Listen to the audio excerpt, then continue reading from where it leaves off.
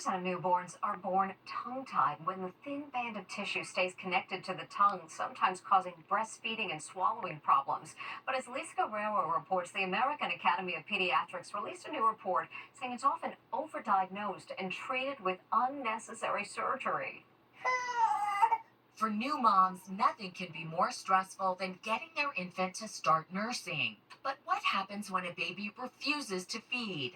Many anxious moms hire lactation consultants, especially if their baby has something called a tongue tie. What's a tongue tie? It's when the infant's tongue is tethered to the bottom of their mouth like this, making it harder to latch on and swallow.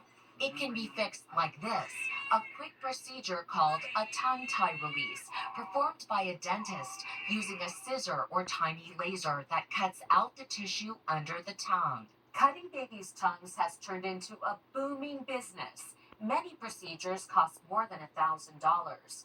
The results can be very effective, but today many experts are sounding the alarm. Is the tongue tie procedure being used on too many babies who may not even need them?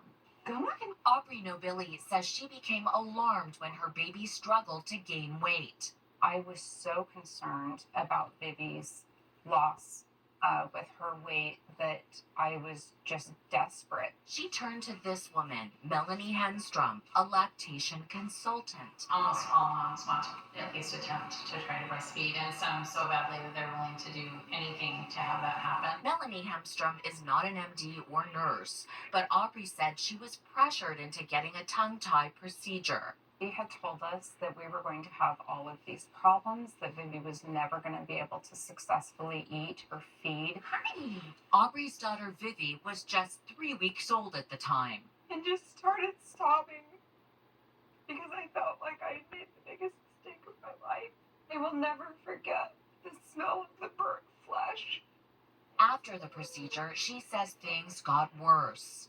Is Vivi still suffering? Vivi still doesn't eat solid foods, and she's 14 months old. We spoke to Dr. Jenny Thomas, who co-authored the new report from the American Academy of Pediatrics. The tongue tie surgery is beneficial for some patients, absolutely, but it is not always the answer.